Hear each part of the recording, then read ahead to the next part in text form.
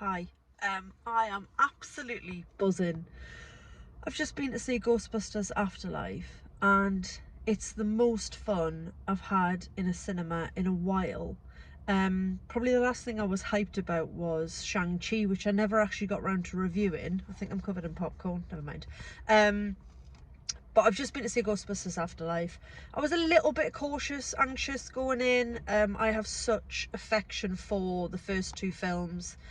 The remake sequel with the female cast I never saw because I just wasn't interested. But the original two films are really, really special to me. And I was pretty excited when I saw the trailers for this, but still, as I say, a little bit anxious as to how it might be, how it might go, if they would screw it up. They didn't. I loved this. Like, I loved it.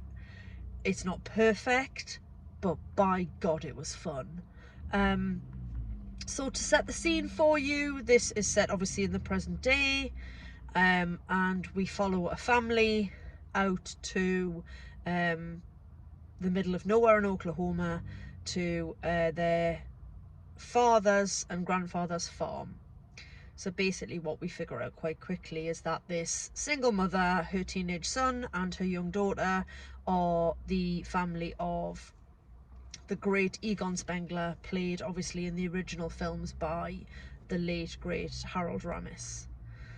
So he's died, she's inherited this farm, she had no relationship with her father, and is actually quite bitter about it, but they've got no money and nowhere to live, so they decamp to Somerville, to this town in Oklahoma, to live in the house that he left them.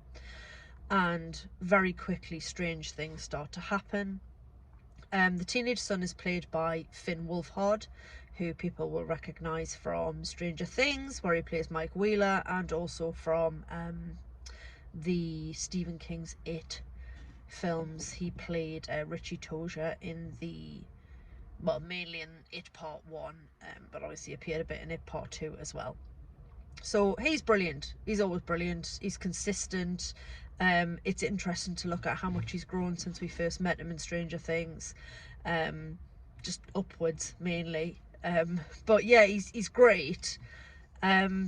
So he plays the older son, Trevor, who's 15. His 12-year-old sister is played by an actress called McKenna Grace.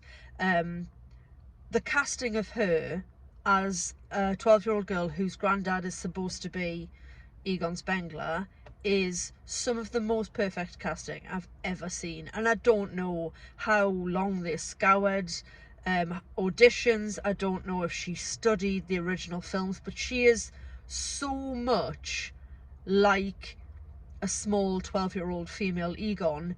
It's ridiculous.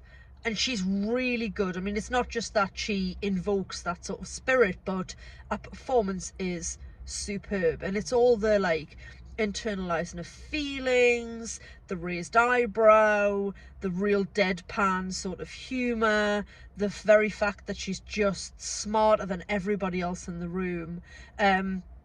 I loved her. She was absolutely brilliant. She is paired up with a boy she meets in summer school who calls himself Podcaster. I don't think we ever actually found out his real name. He was an actor I didn't recognise, but he was very good. And then there is a sort of female counterpart for Trevor, for Finn Wolfhard's character as well.